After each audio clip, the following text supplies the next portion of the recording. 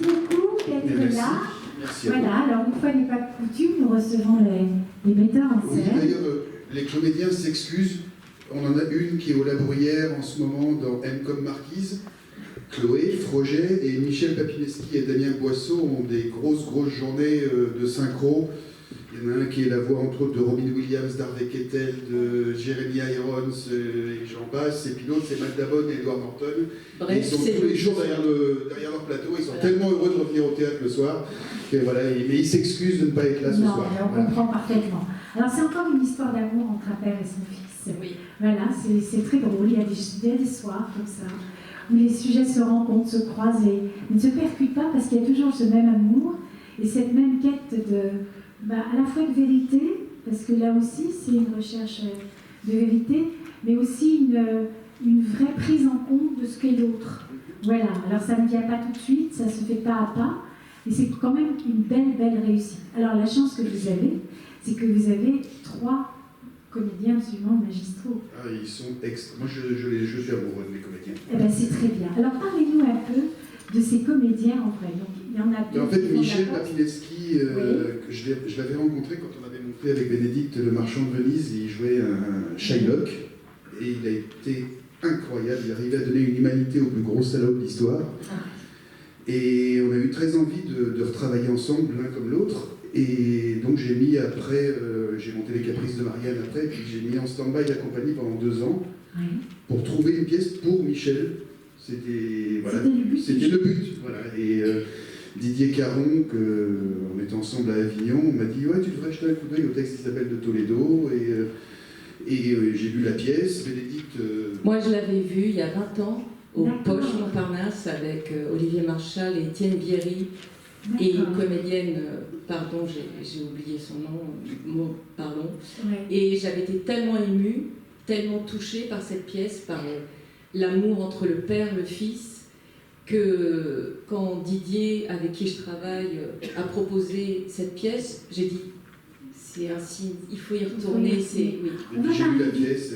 On va parler du texte justement. Oui. C'est-à-dire que c'est un texte qui est à la fois très écrit mais très accessible.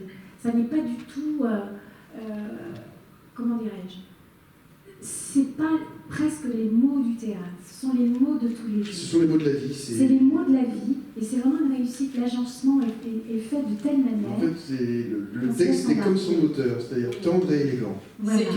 C'est Isabelle de Toledo est une femme élégante, raffinée, qui nous a laissé carte blanche. Vraiment, c'est une femme extrêmement délicate et son texte reflète son âme. Puis c'est tellement rare quand elle est venue une fois en répétition on l'a invitée en fait. Et Michel et Damien ont une telle complicité ensemble sur le plateau qu'ils commencent à rajouter des petites choses, des petites bricoles. Et j'aime bien tout ce qu'ils rajoutent. C'est rare qu'un auteur accepte quand même qu'on rajoute des petites bricoles par-ci par-là parce que ça naît du jeu et ça naît de l'amour qu'ils ont ensemble sur le plateau. D'accord. Alors, on va parler aussi de la femme, qui a quand même un rôle important. Absolument, voilà. Absolument. C'était mon regret d'il y a 20 ans, c'est quand on m'a reparlé cette pièce, c'est horrible, hein, mais je ne me souvenais pas du rôle de la femme. D'accord.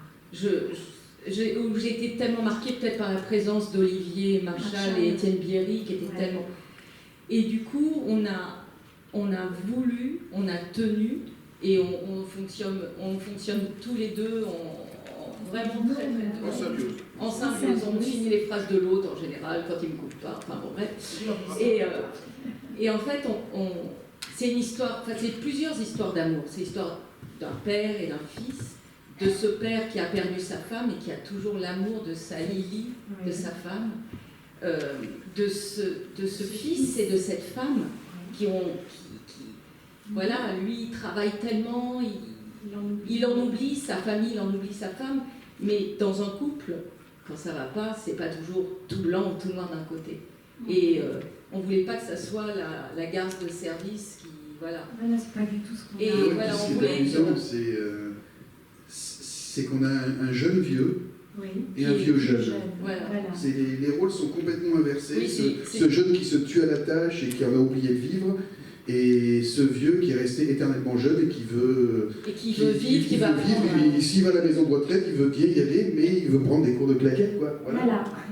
Alors, en fait, ce sont deux êtres qui ont une façon d'aborder la vie, mais diamétralement opposée. Et c'est vrai que ça ne colle pas logiquement à l'âge de l'un et de l'autre. L'insouciance est du côté du père, et le sérieux, la rigueur est du côté du fils. Tout à fait.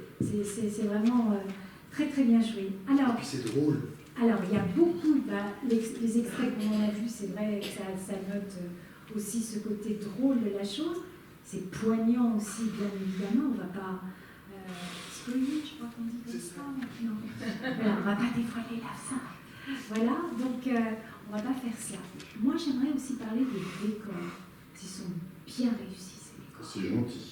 Ah non, il faut dire quand c'est bien. Avec du bois de récupération. Tout est en récup à part les tables qui viennent d'Ikea.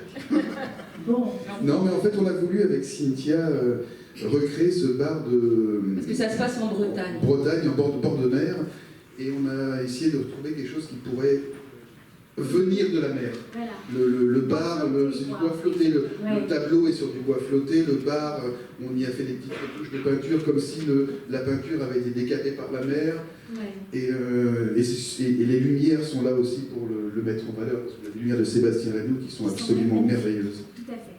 Alors je voulais vous poser la question, l'air de tango, c'est vous qui l'avez choisi ou c'est l'auteur? Non, c'est nous qui l'avons choisi. C'est vous qui l'avez choisi. Olona Cabeza. Ouais. Et alors, à chaque fois, ça vous fait un petit... Mais moi, j'ai deux moments dans le spectacle où j'ai les poils qui se mettent comme ça, et s'ils s'y mettent pas, c'est qu'ils n'étaient pas dedans. C'est pas arrivé encore. D'accord. Mais j'ai beau connaître le spectacle par cœur. Vous faites cueillir toujours au même endroit. Les deux mêmes endroits, à chaque fois, il y a les poils qui sont là.